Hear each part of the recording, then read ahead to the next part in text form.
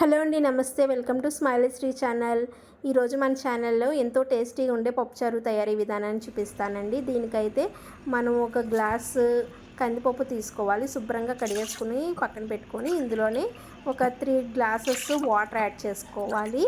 ఆ water add చేసుకున్న తర్వాత ఇందులోనే మనకి టేస్ట్కి సరిపడా పసుపు వచ్చి ఒక 1/2 టేబుల్ స్పూన్ పసుపు సరిపోతుందండి. అలాగే రుచికి సరిపడా సాల్ట్ వేసుకోవాలి. నేనైతే 1 టేబుల్ స్పూన్ సాల్ట్ యాడ్ చేసుకున్నాను. అలాగే 1 టేబుల్ స్పూన్ కారం కూడా యాడ్ చేసుకోవాలి. ముందుగా కట్ చేసి పెట్టుకున్న ఒక టమాటా, ఒక ఉల్లిపాయ, 2 పచ్చిమిర్చి ముక్కలన్నీ కూడా ఇందులోనే యాడ్ చేసేస్తున్నాను. పచ్చిమిర్చి కారం కోసమని నేను 2 తీసుకున్నాను.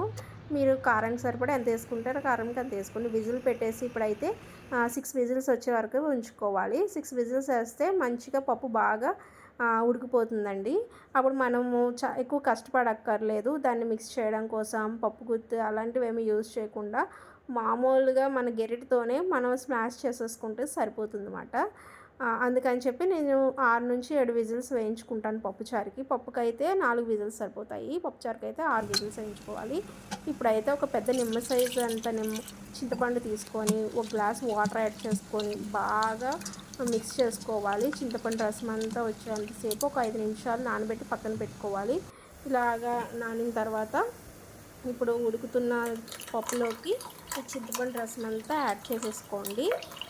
తేటది అంతా పోసుకోండి. గుజ్జు అంతా పక్కన పాడేసేసుకొని చింతపండు గుజ్జు కూడా పాడేయడం ఏమీ అవసరం లేదండి. గిన్నెలకి గట్టి తోముకోవడానికి కూడా పనిచేస్తుంది.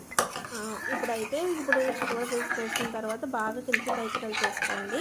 ఇప్పుడు మనకి కన్సిస్టెన్సీ ఎంత చిక్కగా ఉండాలి అని అనిపిస్తే అంత వాటర్ యాడ్ చేసుకోండి. నేనైతే 2 గ్లాసులు వాటర్ యాడ్ చేసుకొని పక్కన పెట్టుకున్నాను. ఇప్పుడైతే ఒక కడాయిలోని ఆయిల్ యాడ్ చేసుకొని పోపు దినుసులన్నీ వేసేసుకున్నాను. అలాగే వెల్లుల్లిపాయలు ఒక 4, ఎండుమిర్చి ఒక 2, కరివేపాకు ఒక రెమ్మ కరివేపాకు కూడా యాడ్ చేసేసుకోవాలి. యాడ్ చేసుకొని బాగా వేపుకున్న తర్వాత ఇందులోని మనకి టేస్ట్ బాగుండాలి కదా, పప్పుచారైనా ఇంగువ లేకపోతే ఎలా అండి, ఇంగువ కంపల్సరీ ఉండాలి కదా. ఇంగువ కూడా కొంచెం చిటికెడు ఇంగువ వేసుకొని బాగా మిక్స్ చేసేసుకుంటున్నాను.